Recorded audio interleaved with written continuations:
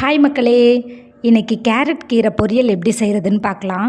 Last time நாங்கள் கொடைக்கானல் போனப்போ carrot ஃப்ரெஷ்ஷாக இருந்ததுன்னு கீரையோடு வாங்கிட்டு வந்தோம். அதை எதுக்கு வேஸ்ட் பண்ணணுமேன்னு சொல்லிட்டு பொரியலாக செஞ்சாச்சு. ஃபஸ்ட்டு இந்த மாதிரி கேரட் கீரையை நல்லா க்ளீன் பண்ணி கட் பண்ணி அலசிக்கோங்க. இந்த கேரட் கீரை பொரியல் உடம்புக்கு ரொம்பவே நல்லதுங்க. இன்ஃபேக்ட் சொல்லப்போனால் கேரட்டை விடவும் கேரட் கீரையில் தான் அதிக சத்துக்கள் இருக்குது அப்படின்னு சொல்கிறாங்க. விட்டமின் ஏ, சி, கே போன்ற சத்துக்கள்லாம் இருக்குதாம்மா. நமக்கு பார்வை திறனை மேம்படுத்துறதுக்கு, நோய் எதிர்ப்பு சக்தியை அதிகரிக்கிறதுக்கு, எலும்பு பலம் பெறதுக்கு எல்லாத்துக்குமே இந்த கேரட் கீரை ரொம்ப யூஸ்ஃபுல்லாக இருக்கும். உங்களுக்கும் கேரட் கீரை கிடச்சா கண்டிப்பாக இந்த மாதிரி செஞ்சு சாப்பிடுங்க. ரொம்ப டேஸ்டியாகவும் இருக்கும். சிம்பிளான ஈஸியாக செய்கிற ரெசிபி தான். அண்ட் ஒரு முக்கியமான விஷயம், இதில் உள்ள ஆன்டி ஆக்சிடென்ட்ஸ் ஹார்ட் ப்ராப்ளத்தை சரி பண்ணுறதுக்கு ரொம்பவே யூஸ்ஃபுல்லாக இருக்குங்க. மிஸ் பண்ணாமல் செஞ்சு சாப்பிடுங்க.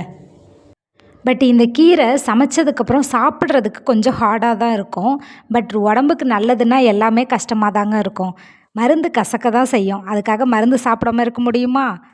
கொஞ்சம் ஹார்டாக இருந்தாலும் டேஸ்ட் ரொம்பவே நல்லாயிருக்குங்க. இந்த மாதிரி அலசிட்டு ஒரு வெங்காயம் போதும். ஏன்னா நான் கீரை ரொம்ப கம்மியாக தான் எடுத்திருக்கேன். ஸோ ஒரு வெங்காயம் 2 பட்டை மிளகாய் எடுத்திருக்கேன். இதே மாதிரி வெங்காயத்தை பொடி பொடியாக கட் பண்ணி வச்சுக்கோங்க. ஒரு வடை சட்டி அடுப்பில் வச்சு 1.5 ஸ்பூன் கிட்ட எண்ணெய் ஊற்றி, எண்ணெய் காஞ்சதும் கடுகு உளுந்து போட்டு சின்னதாக ஒரு தாளிப்பு கொடுத்துக்கோங்க.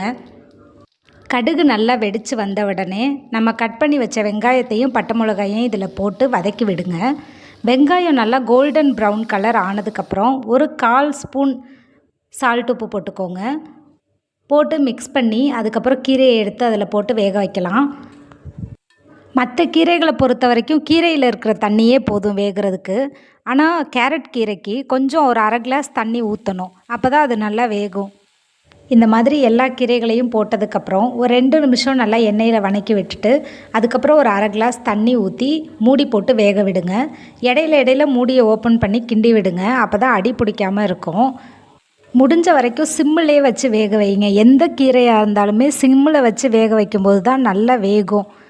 ஹை ஃப்ளேமில் வச்சு வேக வைக்கும்போது ஒழுங்காக வேகாது. மோஸ்ட்லி கீரைக்கு தேங்காய் துருவல் ஒரு ஸ்பூன் போட்டால் ரொம்பவே நல்லாயிருக்கும். பட் எங்கள் வீட்டில் அதை யாரும் லைக் பண்ண மாட்டாங்க. அதனால் நான் போடுறதில்ல. நீங்கள் வேணும்னா அதே மாதிரி போட்டுக்கலாம். ஒரு ஸ்பூன் தேங்காய் துருவல் போட்டுக்கிட்டிங்கன்னா ரொம்பவே நல்லாயிருக்கும். இந்த மாதிரி அடிக்கடி எடுத்து கிண்டி விடணும். அப்போ தான் நல்லா வேகும். லாஸ்ட்டாக தண்ணி நல்லா சுண்டுனதுக்கப்புறம் எண்ணெயிலே கொஞ்சம் நேரம் வேக விட்டு எடுத்தால் டேஸ்ட் ரொம்பவே நல்லாயிருக்கும். இதே மாதிரி நீங்களும் வீட்டில் செஞ்சு பார்த்துட்டு டேஸ்ட் எப்படி இருக்குன்னு கமெண்ட்டில் சொல்லுங்கள். இந்த மாதிரி சின்ன சின்ன விஷயங்கள்லாம் செஞ்சு நம்ம உடம்ப ஆரோக்கியமாக வச்சுக்கிறதுல எந்த தப்பும் இல்லைங்க. உணவே மருந்துன்னு பெரியவங்க சொல்லுவாங்க. அதை நம்மளும் கொஞ்சம் ஃபாலோ பண்ணலாமே. நீங்களும் செஞ்சு பாருங்கள். செஞ்சு சாப்பிட்டு ஹெல்த்தியாக இருக்க ட்ரை பண்ணுங்கள். பை.